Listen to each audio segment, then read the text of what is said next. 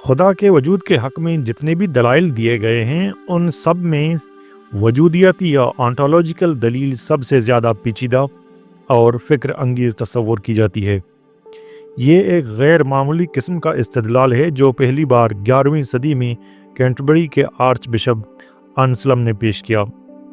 इस दलील ने फ़लसफ़ियों को न सिर्फ मुसलसल मुतवज्जा किए रखा है बल्कि उलझन में भी मुब्तला रखा है। इसकी गैर मामूली असरअंगेज़ी का अंदाज़ा इस वाक़े से लगाया जा सकता है जो मशहूर एग्नोस्टिक फ़िलासफ़ी बर्ट्रैंड रसल ने सुनाया। वो कहता है, मुझे आज भी वो लम्हा याद है सन 1894 में जब मैं कैम्ब्रिज यूनिवर्सिटी के ट्रेंटी लेन पर चल रहा था। अचानक एक जमाके की मानंद मुझे लगा, या शायद मैंने गुमान किया कि अनसलम की वजूदियाती दलील बिल्कुल दुरुस्त है। मैं सिगरेट का डब्बा ख़रीदने बाहर निकला था और वापसी पर जैसे ही मैंने उसे हवा में उछाल कर वापस पकड़ा तो बेइख्तियार मेरे मुंह से निकला, ओ खुदाया, ये दलील तो बिल्कुल ठीक है। ये दलील दो अहम पहलू रखती है। एक तो ये कि ये खुदा के वजूद का एक अक़ली या प्रायोराई सबूत होने का दावा करती है, यानी ऐसा इस्तदलाल जो तजुर्बे या मुशाहिदे पर नहीं बल्कि महज अक्ल पर मबनी हो। दूसरा ये कि ये फ़लसफ़े के बाज़ बुनियादी मसाइल जैसे क्या वजूद बज़ात ख़ुद कोई वस्फ़ या प्रॉपर्टी है, और क्या ज़रूरी वजूद या नेसेसरी एग्जिस्टेंस कोई काबिल फ़हम तसव्वुर है। मजहबी लिहाज से इस दलील की अहमियत इस वजह से भी बढ़ जाती है कि ये खुदा की बाज़ लाज़मी सिफ़ात यानी उसकी हमागिरी, इल्म कामिल और खैर मुतलक होने को भी मंतकी तौर पर अख़ज़ करती है। ये खुसूसियत किसी और रवायती दलील में इतनी वजाहत के साथ मौजूद नहीं।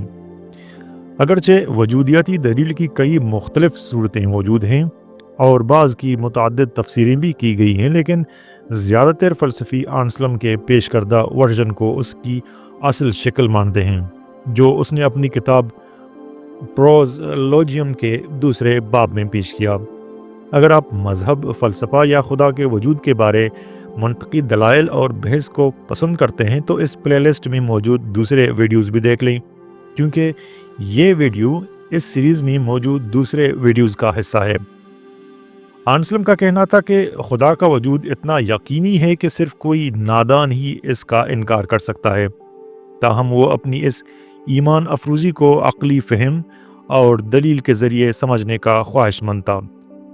इसके लिए वो अपने खुदा से कुछ इस तरह दुआ करता है, ए खुदा जो ईमान को फ़हम अता करता है, मुझे भी जहाँ तक ये मेरे हक़ में मुफीद हो ये समझने की तौफ़ीक दे कि तू वही है जिस पर हम ईमान रखते हैं, और तू वही है जैसा कि हमारा ईमान तजवीज़ करता है। हम ये यकीन रखते हैं कि तू ऐसा वजूद है जिससे बड़ा कोई तसव्वुर किया ही नहीं जा सकता, लेकिन अगर ऐसा कोई वजूद ना हो तो फिर इस नादान का कौल सच्चा होगा जिसने अपने दिल में कहा खुदा नहीं है। ताहम वही नादान जब इस वजूद का तसव्वुर सुनता है, ऐसा वजूद जिससे बड़े वजूद का कोई तसव्वुर मुमकिन नहीं हो सकता, तो वो इस ख्याल को समझ तो सकता है। वो यूं कि वो ज़हनी तौर पर ऐसे वजूद का तसव्वुर तो कर सकता है, ताहम वो इस बात पर यकीन नहीं करता कि ऐसा वजूद हकीकत में भी मौजूद है। ये फ़र्क अहम है।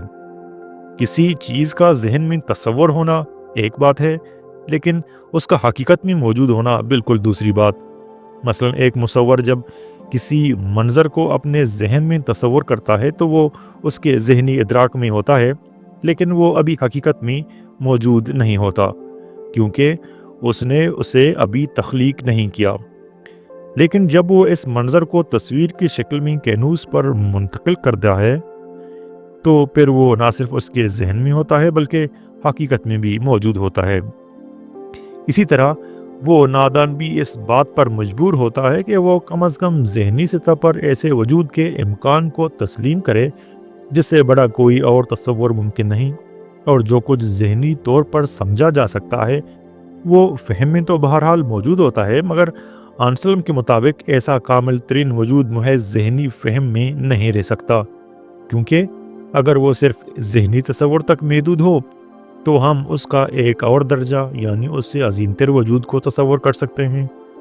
یعنی کہ یہ ضروری ہے کہ وہ عظیم وجود حقیقت میں موجود ہو، اور چونکہ حقیقت میں موجود ہونا ذہنی فہم سے برتر ہے، اس لیے اگر ایسا کامل ترین وجود صرف ذہنی فہم میں ہو تو ہم اس سے بہتر وجود کا تصور کر سکتے ہیں جو کہ اس کے کامل ترین ہونے کے تصور کے خلاف ہے۔ چنانچہ یہ بات ممکن نہیں کہ ایسا کامل ترین وجود صرف ذہنی فہم تک محدود ہو۔ اس لیے انسلم کے بقول اس بات میں کوئی شک نہیں کہ ایسا وجود لازماً موجود ہے، نہ صرف ہمارے ذہنی ادراک میں بلکہ حقیقت میں بھی۔ انسلم کی دلیل کو ریڈکٹیو ایڈ ایبسٹرڈم کے طور پر سمجھا جا سکتا ہے، یعنی وہ ایک مفروضہ اس سے بات شروع کرتا ہے، مثلا تصور کیے جا سکنے والے سب سے عظیم ہستی کا وجود صرف ذہن میں ہے، حقیقت میں نہیں، جو کہ اس بات کے خلاف ہے جسے وہ ثابت کرنا چاہتا ہے۔ پھر وہ دکھاتا ہے کہ جب اس مفروضے یعنی اس کو دو دیگر واضح یا بدیہی مفروضات A1 اور A2 کے ساتھ ملا کر دیکھا جائے تو یہ ایک تضاد کو جنم دیتا ہے، اور جب تضاد سامنے آ جائے تو اس سے یہ نتیجہ نکلتا ہے کہ اصل مفروضہ یعنی اس غلط ہے اور اس کا انکار درست ہے۔ انسلم کی دلیل یوں آگے بڑھتی ہے، فرض کریں کہ تصور کیے جا سکنے والا سب سے عظیم ہستی یا گریٹسٹ کنسیویبل بینگ یعنی GCB صرف ذہن میں موجود ہے، حقیقت میں نہیں۔ مفروضہ نمبر 1، حقیقت میں موجود ہونا محض ذہن میں موجود ہونے سے بہتر ہے۔ مفروضہ نمبر 2، ہم ایک ایسے ہستی کا تصور کر سکتے ہیں جو ذہن میں بھی ہو اور حقیقت میں بھی۔ مفروضہ نمبر 3، اس لیے ایسی ہستی موجود ہے جو تصور کیے جا سکنے والے سب سے عظیم ہستی سے بھی عظیم ہے۔ مفروضات 1، 2 اور 3 سے نتیجہ، لیکن یہ ممکن نہیں کیونکہ یہ خود تضاد ہے، لہٰذا یہ بات غلط ہے کہ گریٹسٹ کنسیویبل بینگ صرف ذہن میں موجود ہے، حقیقت میں نہیں۔ اس بنا پر ضروری ہے کہ وہ ہستی جو تصور کیے جا سکنے والی سب سے عظیم ہستی ہے، حقیقت میں بھی موجود ہو، نہ کہ صرف ذہن میں۔ اور چونکہ اس تعریف کے مطابق وہ ہستی خدا ہے، اس لیے خدا کا وجود لازم ہے۔ لیکن اسی مقام پر چند بنیادی سوالات کھڑے ہو جاتے ہیں۔ کیا وجود کوئی ایسی خوبی یا کوالٹی ہے کہ ہم کہہ سکیں کہ موجود ہونا موجود نہ ہونے سے بہتر ہے؟ یا یہ بات ہی بے معنی ہے کیونکہ ہم موجود اور غیر موجود اشیاء کو آپس میں موازنہ نہیں کر سکتے؟ کیا محض ممکنہ وجود رکھنے والی ہستی حقیقت کا روپ دھار لینے سے بہتر بن جاتی ہے؟ انسلم کے معاصر فلاسفر گاؤنلو نے اس دلیل پر سب سے پہلے اعتراض کیا جو آن بیہاف آف دا فول کے عنوان سے معروف ہے۔ وہ انسلم پر کرتب دکھانے کا الزام لگاتے ہیں اور ایک دلچسپ جزیرے کی کہانی سناتے ہیں، ایسا جزیرہ جو تمام زمینوں سے زیادہ شاندار ہے۔ چونکہ حقیقت میں ایسے کامل جزیرے کا ہونا صرف تصور میں ہونے سے بہتر ہے، اس لیے اس جزیرہ سعادت یا آئل آف دا بلیسڈ کا حقیقت میں موجود ہونا لازم ٹھہرا۔ انسلم نے جواب دیا کہ یہ مثال ناکام ہے کیونکہ تصور کیے جا سکنے والی سب سے عظیم ہستی کا نہ ہونا ناقابل تصور ہے، جبکہ سب سے شاندار جزیرے کا نہ ہونا ممکن ہے۔ کیا گاؤنلو درست ہے؟ کچھ فلسفی کہتے ہیں کہ نہیں، کیونکہ کچھ صفات ایسی ہیں جن کی حتمی حد ہوتی ہے، جبکہ کچھ ایسی ہیں جن کی نہیں۔ جتنا بھی حسین جزیرہ تصور کر لیا جائے، ہم ہمیشہ اس سے زیادہ حسین جزیرے کا تصور کر سکتے ہیں۔ جزیرے کی عظمت کا معاملہ کچھ ایسا ہے جیسے اعداد کی عظمت، کہ کوئی بھی بڑا عدد لے لیں، اس سے دوگنا بڑا عدد ہمیشہ تصور کیا جا سکتا ہے۔ اس کے برعکس خدا کی صفات میں حتمی حد پائی جاتی ہے۔ مثلا کامل علم، اومنیشینس، یوں بیان کیا جا سکتا ہے کہ ہر قضیے کے بارے میں خدا کو علم ہے کہ وہ درست ہے یا غلط۔ کامل قدرت یا اومنیپوٹنس کا مطلب ہے کہ خدا وہ سب کچھ کر سکتا ہے جو منطقی لحاظ سے ممکن ہو، اور کامل نیکی یا اومنی بینیولنس یہ ہے کہ وہ ہمیشہ وہی عمل کرے گا جو خیر کو زیادہ سے زیادہ بڑھاتا ہے۔ اس دلیل پر دوسری بڑی تنقید فلسفی ایمانوئل کانٹ کی جانب سے آئی۔ انہوں نے اس دلیل کو رد کرتے ہوئے کہا کہ اس میں خدا کو تعریف کے زور پر وجود میں لا کھڑا کیا گیا ہے۔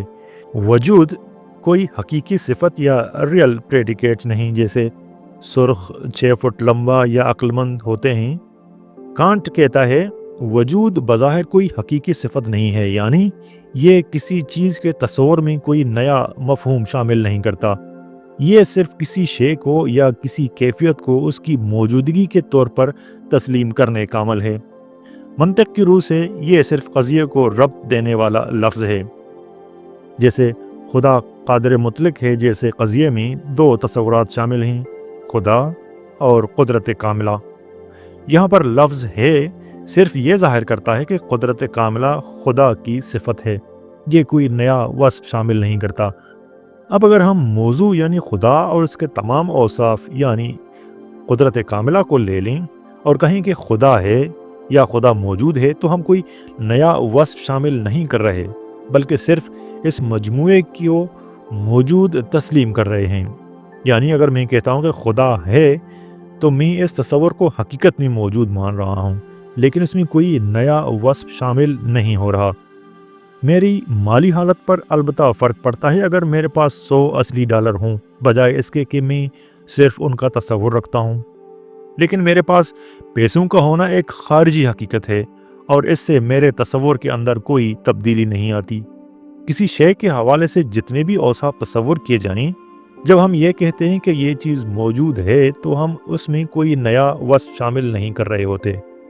اگر ہم کہیں کہ یہ چیز موجود ہے تو وہ ایسی ہی ہونی چاہیے جیسی ہم نے تصور کی تھی۔ اگر ہم کچھ اور شامل کر دیں تو پھر وہ چیز نہیں رہی جس کا ہم نے تصور کیا تھا۔ اس طرح کانٹ کے نزدیک صرف کسی چیز کو مکمل طور پر تصور کر لینا اس کے وجود کو ثابت نہیں کرتا۔ ہونا کوئی اضافی خوبی نہیں ہے جو کسی شے میں شامل کی جائے، بلکہ صرف اس شے کی حقیقت میں موجودگی کو تسلیم کرنے کا عمل ہے۔ اس دلچسپ دلیل پر بقیہ بحث اگلی ویڈیو میں۔